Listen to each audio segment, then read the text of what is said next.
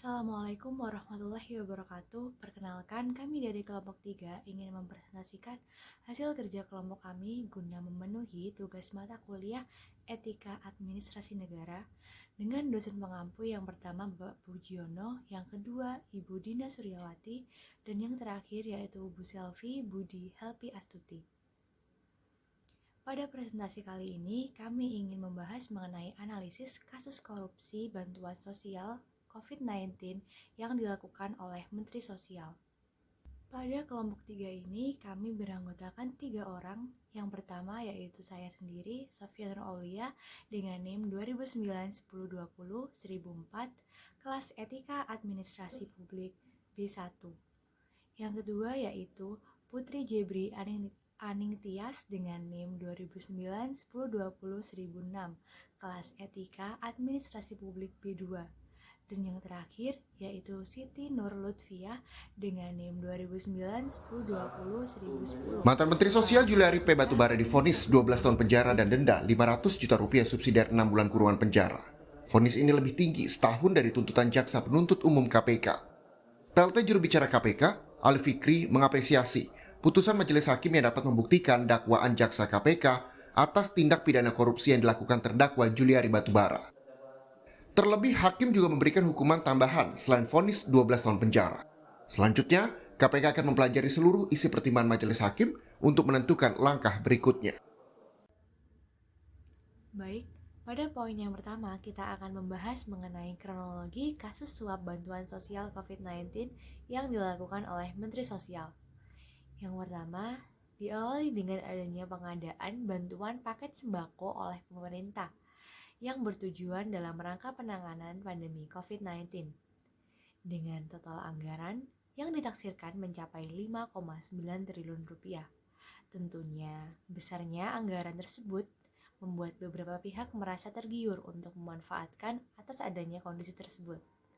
Salah satu pihak yang memanfaatkan atas adanya kondisi tersebut adalah Menteri Sosial itu sendiri, di mana Menteri Sosial menyusun strategi untuk menunjuk 2 pejabat pembuat PPK, yang tidak lain adalah tangan kanannya, yaitu Bapak Mateus dan Adi, untuk ditunjuk dalam mengurus implementasi dari program bantuan sosial ini. Selanjutnya, secara diam-diam nyatanya, 2 orang PPK tersebut menjalin kesepakatan dengan beberapa perusahaan untuk menetapkan sejumlah fee dari tiap-tiap paket sembako, yang dimana tiap total fee tersebut akan disetorkan kepada Mensos melalui Bapak Mateus. Hingga akhirnya KPK pun berhasil membuktikan bahwa Menteri Sosial terbukti menerima uang sebesar 17 miliar, di mana Baik, uang untuk 17 selanjutnya, miliar pengertian ini korupsi. berasal dari penerimaan Korupsi adalah semua kasus suap tindakan tidak yang jujur yang diperoleh memanfaatkan dari jabatan total atau fee yang kuasa untuk disetorkan mendapatkan melalui keuntungan Bapak bagi Mateus. pribadi atau orang lain. Di Akhirnya, Indonesia, tindak korupsi diatur perputaran dalam dana Undang-Undang tersebut pun Nomor tergerus 31 Tahun karena dana tersebut 1999 tentang berakhir pada pemberantasan rekening tindak pidana Bapak korupsi. Menteri Sosial. Oke, next, jenis-jenis korupsi. Yang pertama, jenis korupsi translatif, yaitu kedua belah pihak antara pemberi dan penerima sama-sama untung. Yang jenis korupsi kedua yaitu memeras, yaitu pihak pemberi dipaksa menyerahkan uang untuk mencegah dirinya yang terancam.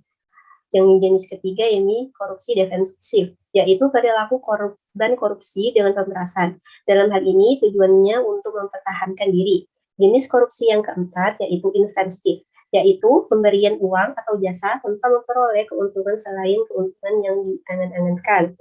Yang jenis kelima yaitu kekerabatan, yaitu penunjukan secara tidak sah terhadap kerabat untuk memperoleh jabatan. Dan yang nomor 6, jenis korupsi autogenik, yaitu dalam jenis ini pelaku korupsi tidak melibatkan orang lain, hanya satu orang. Dan yang nomor 7, yaitu jenis korupsi dukungan yang dilakukan untuk melindungi kasus korupsi yang telah ada.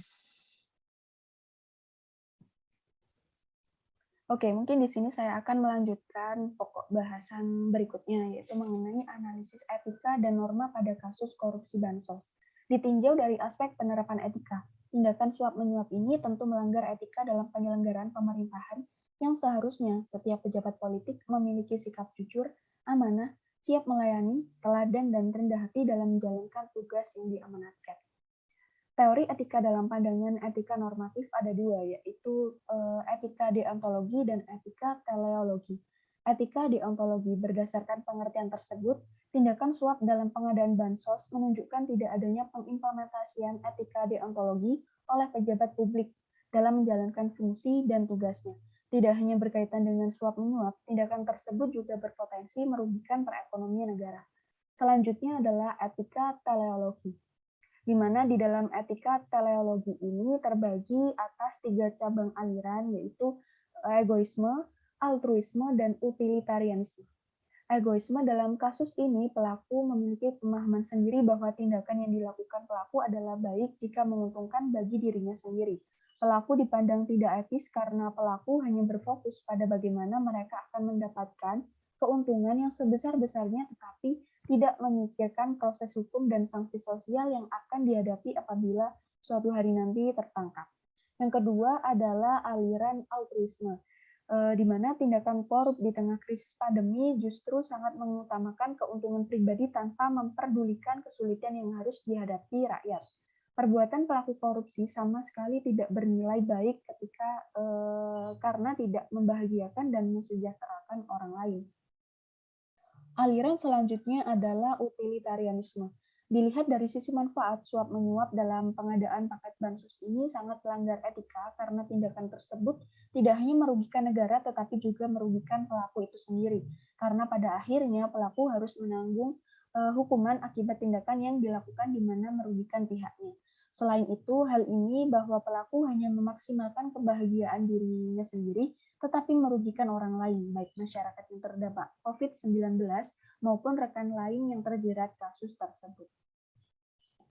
Oke, bahwa berdasarkan penjelasan tersebut, tindakan pemungutan fee dalam pengadaan bansos ini menunjukkan tidak adanya penerapan etika oleh pelaku dalam menjalankan tugas dan fungsinya sebagai pejabat publik. Pelaku telah melakukan tindakan yang melawan hukum yang mengikat semua orang secara mutlak. Ditinjau dari berbagai cabang etika teleologi, yaitu egoisme etis, altruisme, dan utilitarianisme, tindakan korupsi tersebut juga telah melanggar penerapan etika teleologi yang mengutamakan dampak baik daripada tindakan yang dilakukan. Oke, next slide. Selanjutnya adalah terkait analisa logika dan estetika pada kasus korupsi bansos. Di mana di dalam logika pada kasus korupsi bansos yang dilakukan oleh Menteri Juliari, bahwa logika yang dimana adalah salah satu unsur kehidupan yang juga bersandingan dengan etika, dapat dikatakan perilaku tindak korupsi adalah salah.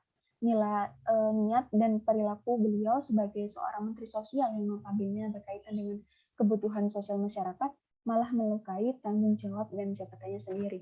Tindakan dan niatnya tidak disangka mampu dilakukan oleh dirinya sendiri, yang mana masih menjabat sebagai menteri sosial pada saat itu. Jika boleh dinilai, tidak masuk akal oleh masyarakat kecil jika mensosnya sendiri yang tega melakukan korupsi bansos demi kepentingan pribadi tanpa memikirkan masyarakat yang saat itu terdampak pada COVID-19. Selanjutnya mengenai estetika. Pada dasarnya antara etika dengan estetika keduanya memiliki keterkaitan yang erat.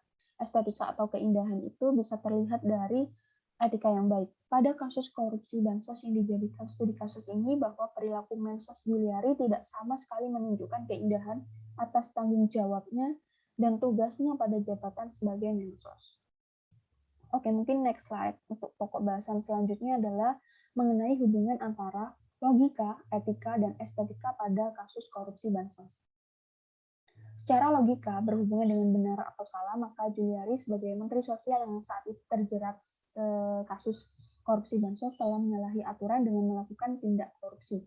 Secara etika yang berkaitan dengan baik dan buruknya perilaku, yang diperlihatkan yaitu dengan melakukan korupsi bansos dikala itu telah memperlihatkan ke permukaan bahwa tindakan yang dilakukan oleh Menteri Sosial Juliari adalah buruk. Karena pada dasarnya semua hal yang berhubungan dengan penyimpangan, salah satunya korupsi, adalah etika yang buruk. Bukan lagi dalam kasus ini, pelaku adalah Menteri Sosial Indonesia. Dan secara estetika, yang berhubungan dengan indah dan tidak indah, maka bisa dikatakan dan dikaitkan dengan etika yang sebelumnya. Estetika di sini juga tidak indah dipandang oleh semua unsur, baik itu pemerintah hingga pada masyarakat. Next slide. Oke. Untuk pokok bahasan selanjutnya adalah terkait analisis norma pada kasus korupsi bansos, di mana di dalam kasus yang dibuat studi kasus oleh kelompok kami itu terdapat 4 norma yang berkaitan, yaitu norma agama, norma kejujuran, norma hukum, serta norma sosial. Yang dimana keempatnya itu berkaitan erat dengan kasus korupsi yang dilakukan oleh Menteri Sosial pada masa pandemi kemarin. Oke, next slide. Pokok bahasan selanjutnya adalah mengenai dampak korupsi secara umum, di mana dampak korupsi secara umum terlihat dari beberapa bidang kehidupan. Yakni yang pertama adalah bidang ekonomi, yaitu memperlambat tingkat pertumbuhan ekonomi, menurunkan tingkat investasi, menambah beban dalam transaksi ekonomi dan sistem kelembagaan yang buruk, menyebabkan rendahnya kualitas sarana dan prasarana, meningkatkan ketimpangan pendapatan dan kemiskinan, serta analisis dampak korupsi dari bidang sosial yaitu menurunkan tingkat kebahagiaan masyarakat. Dan untuk bidang budaya adalah memberikan pengaruh yang buruk terhadap perilaku, tidak disiplin, dan tidak patuh terhadap peraturan. Oke, next slide.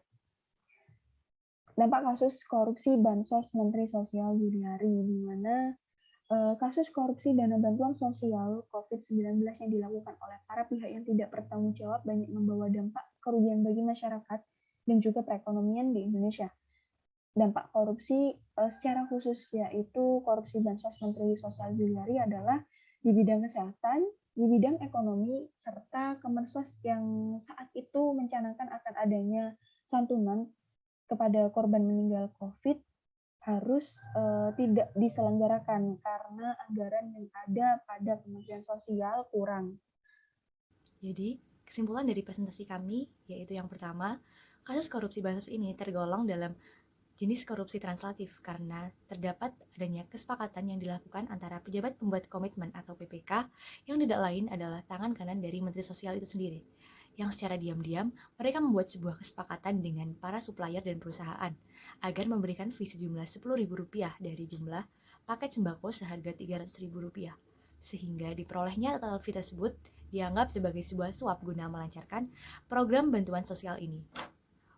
Poin yang kedua yaitu tentunya kasus korupsi bansos ini melanggar nilai-nilai etika administrator publik, yaitu nilai normatif, karena tindakan korupsi adalah tindakan yang melawan hukum serta melanggar nilai-nilai etika. Karena di sini pelaku dari kasus korupsi ini tidak lain adalah Menteri Sosial, di mana mereka telah melanggar kode etik yang seharusnya mereka emban.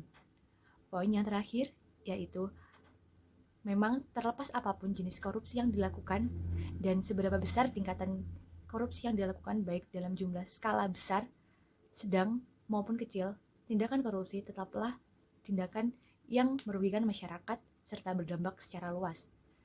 Karena tindakan korupsi sejatinya adalah tindakan yang tercela dan patut kita hindari bersama. Demikian presentasi dari kelompok 3. Atas perhatiannya kami sampaikan terima kasih. Wassalamualaikum warahmatullahi wabarakatuh.